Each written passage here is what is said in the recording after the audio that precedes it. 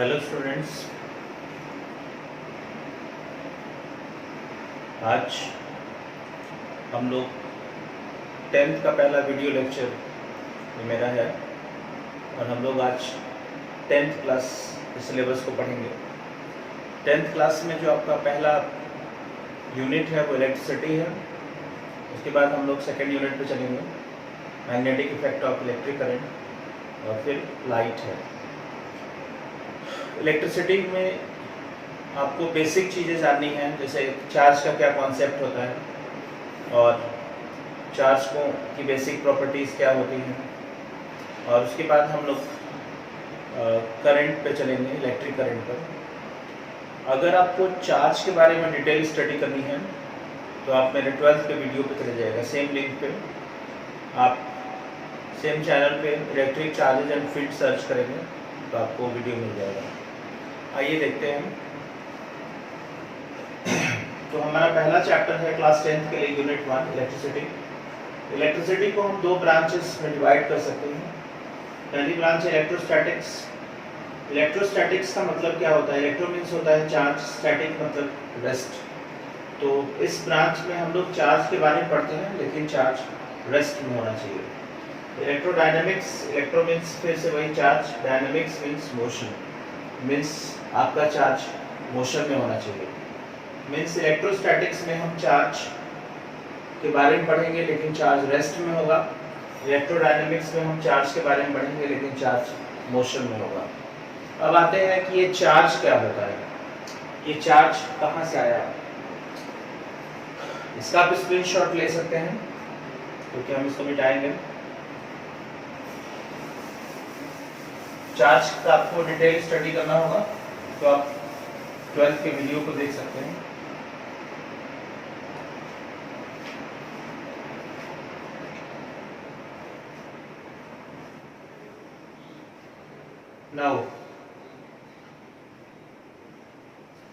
Now our topic is what is charge. Electric charge क्या है?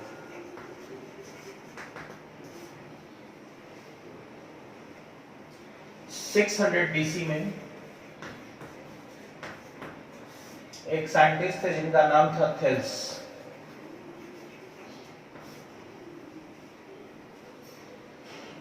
Thales ने कुछ चीजें देखी, हम लोग भी घर में अपने कुछ चीजें देखते हैं।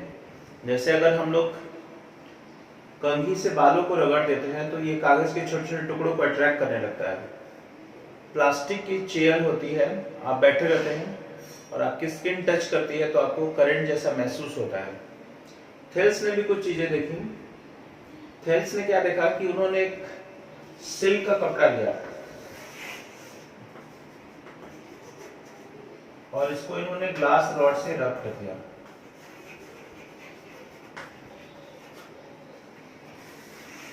और उन्होंने कैट स्किन लिया और इसको एबोनाइट रॉड से रब कर दिया।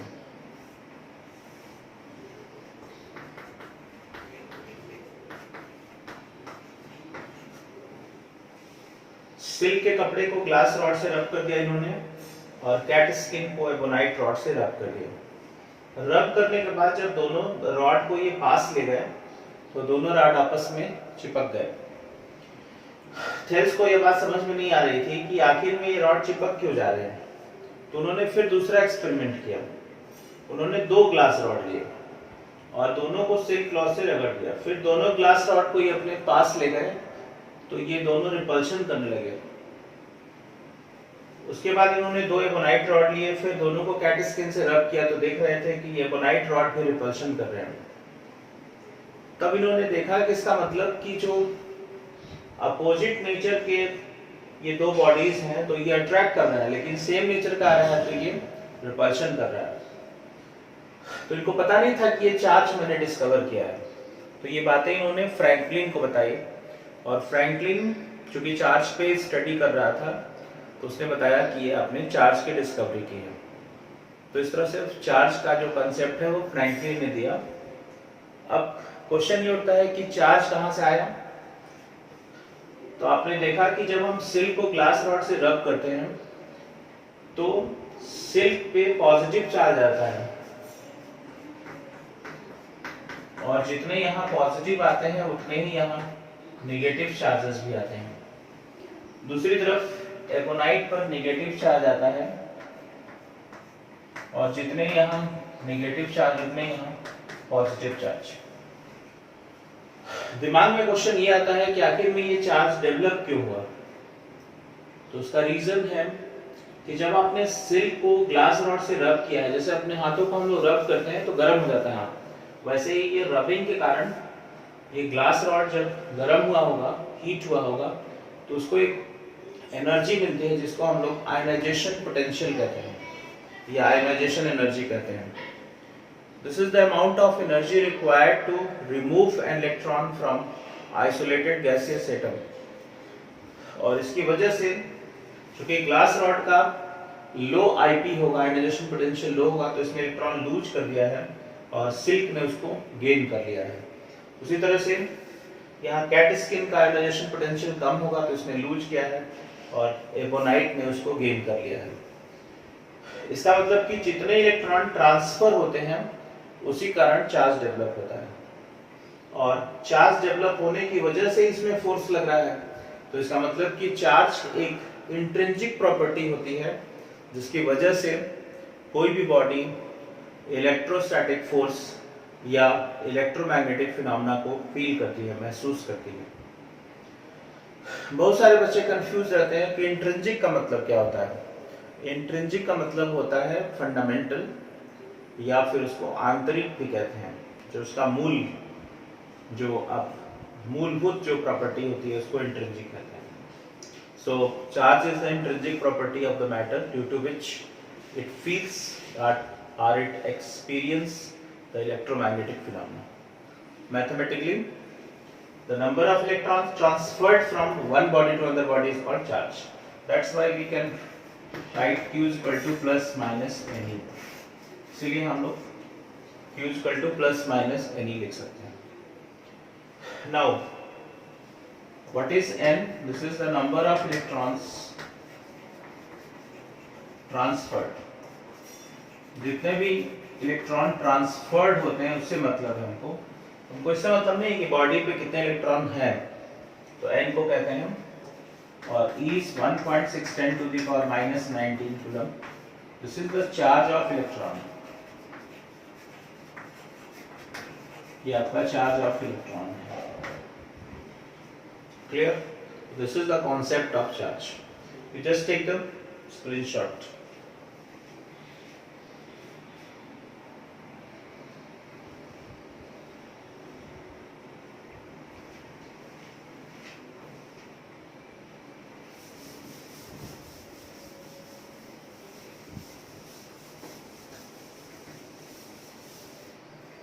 Now the unit of charge.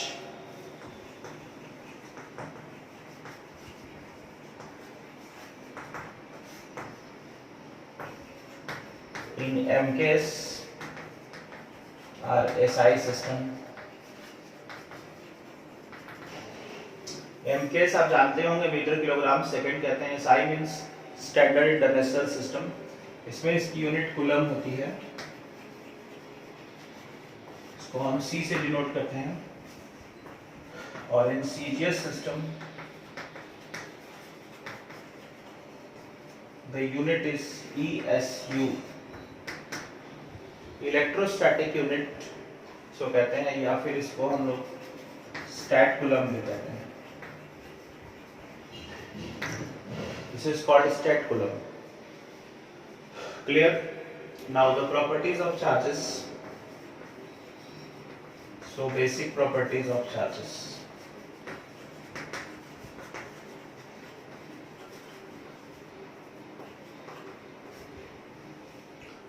The first properties आपने अभी देखा, अगर लाइक चार्जेस हैं रिपल्शन होगा, अगर लाइक चार्जेस हैं प्लस प्लस हैं रिपल्शन होगा, माइनस माइनस है रिपल्शन होगा, अगर अनलाइक चार्जेस हैं प्लस माइनस है अट्रैक्शन होगा। So this is the first property, that like charges repelling to each other and unlike charges attracting to each other. This is the first property. Now the second property is conservation of charge.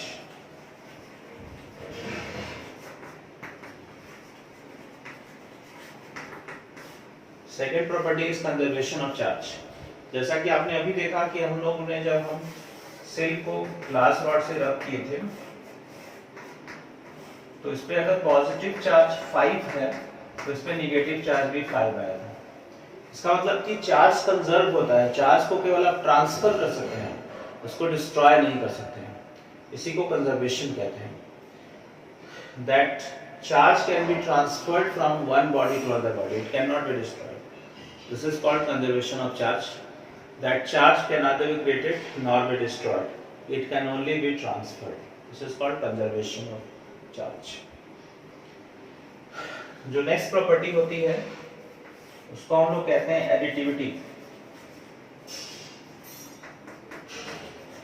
ये आपके syllabus में नहीं है, additivity of charges 12th में है, लेकिन आपको हम थोड़ा सा बता दे रहे हैं नॉलेज के लिए। एडिटिविटी का मतलब होता है कि किसी भी बॉडी पर अगर आपको टोटल चार्ज निकालना है, जैसे मान लीजिए बॉडी है और इस पे +1 कूलम चार्ज है, -3 कूलम चार्ज है, -4 कूलम है, -2 कूलम है, इस तरह से बहुत सारे चार्जेस हैं इस बॉडी पर, तो इनका जो नेट चार्ज होगा वो इनके अलजेब्रिक सम के बराबर होगा। तो हम यहाँ से इसका टोटल चार्ज निकाल सकते हैं, +1 -3 -4 -2।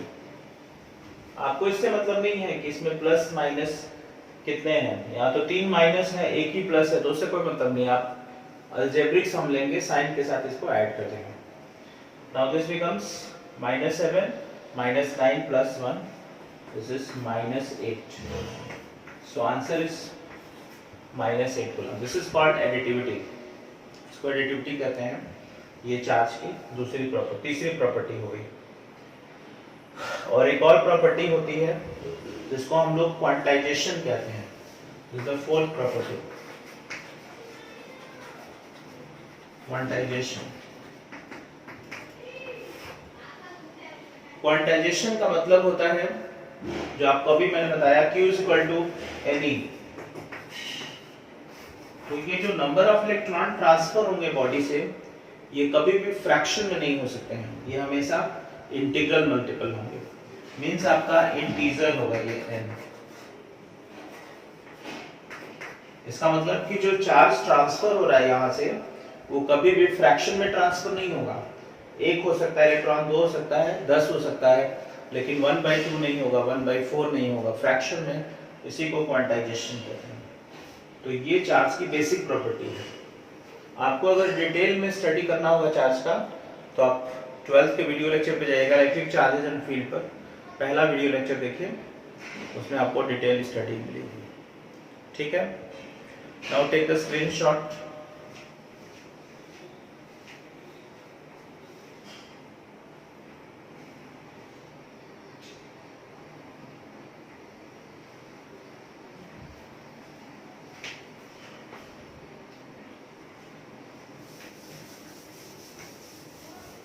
चार्ज के बाद हम लोगों को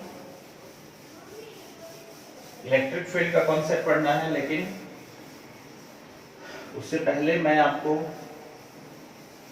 इलेक्ट्रिसिटी में जो कंपोनेंट्स यूज होते हैं उसके बारे में बताएंगे, क्योंकि वो आपको जानना है। सो कंपोनेंट्स ऑफ इलेक्ट्रिक सर्किट्स। वैसे आपके बुक में ये बाद में देता है, लेकिन इसको पहले जानना चाहिए, क्योंकि आप सेल बनाएंगे और आपको पता ही नहीं कि सेल क्या होता है, फिर आपको क्या समझ में आएगा। तो पहला चीज है सेल। सेल का सिंबल हम लोग हमेशा ऐसे बनाएंगे। जो बड़ी लाइन होती है ये प्लस को दिखाती है, छोटी लाइन माइनस को दिखाती है। इसको सेल कहते हैं। सेल आप जानते ही हैं, एनर्जी सोर्स है जो सर्किट को एनर्जी सप्लाई करेगा। सेकंड जो आपका है बैटरी। कॉम्बिनेशन ऑफ सेल को हम बैटरी कहते हैं। जैसे ये यहाँ पे आपके 3 सेल्स जुड़े हुए हैं, दिस इज कॉल्ड बैटरी, इसको बैटरी कहते हैं। Clear? Third thing is suppose की, हमको की बनाना है, स्विच जिसको कहते हैं आप लोग घर में, इसको हम लोग स्विच कहते हैं कॉमन लैंग्वेज में। तो स्विच आपके इस तरह से बनते हैं। ये अगर आपके पास यहाँ पे इस तरह से है तो इसको ओपन की कहते हैं, इसको ऑफ कहते हैं। और यही अगर की यहाँ बीच में डॉट बना हुआ है तो ये क्लोज हो जाएगा, इसको ऑन कहते हैं। ये स्विच ऑन हो गया, ये ओपन है, ये ऑन हो गया। ठीक है।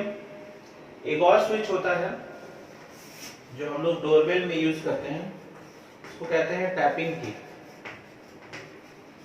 आप लोग सोच रहे हो इसका भी स्पेशल नेम है? Yes, this is called plug की, इसको प्लग की कहते हैं। नाउ टैपिंग की, टैपिंग की का जो डायग्राम होता है वो इस तरह से होता है।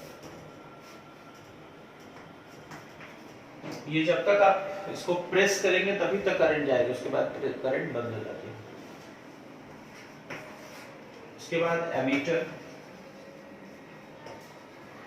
अगर सर्किट में आपको करंट मेजर करना होगा तो ये एमीटर का सिंबल है, आप इस तरह से बना सकते हैं। Ammeter is always connected in series.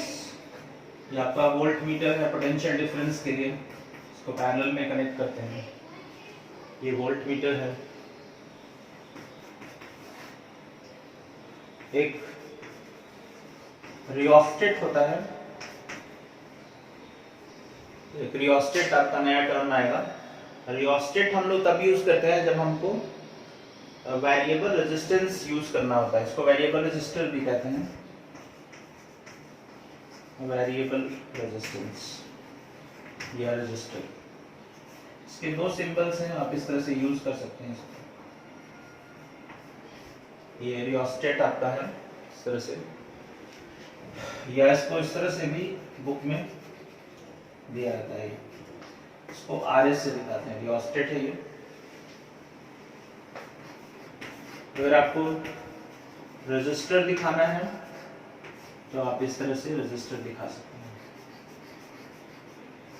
ये रेजिस्टर है आपका। अगर आपको रेजिस्टर को वेरिएबल करना है आप जस्ट एरो कर दीजिए, वेरिएबल हो जाएगा। क्लियर?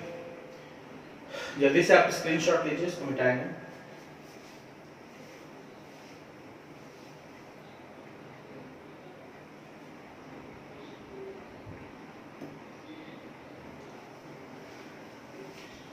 एक 2 सिंबल और देख लीजिए।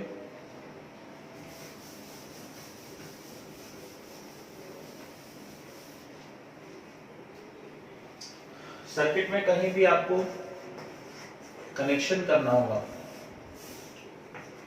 Joining of wires,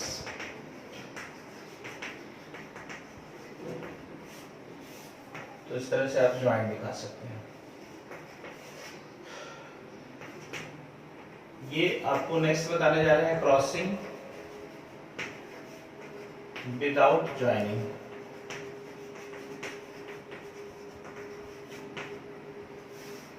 If the wires are going like this, then they are not connected to each other. ये एक दूसरे को कभी कनेक्ट नहीं किए, ये ऊपर से चला गया हुआ है। ठीक है, इस तरह से हम इसको बना सकते हैं। और एक और चीज बता देते हैं, गैल्वेनोमीटर।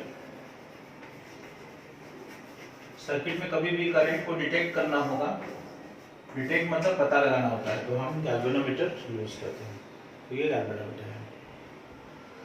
नेक्स्ट क्लास में हम लोग इलेक्ट्रिक पोटेंशियल और करंट के बारे में पढ़ेंगे, आपका अगला टॉपिक होगा। और वहाँ से हमारा सिलेबस स्टार्ट हो जाएगा। ये भी सिलेबस का पार्ट है, लेकिन वहाँ से इम्पोर्टेंट टॉपिक स्टार्ट हो जाएगा।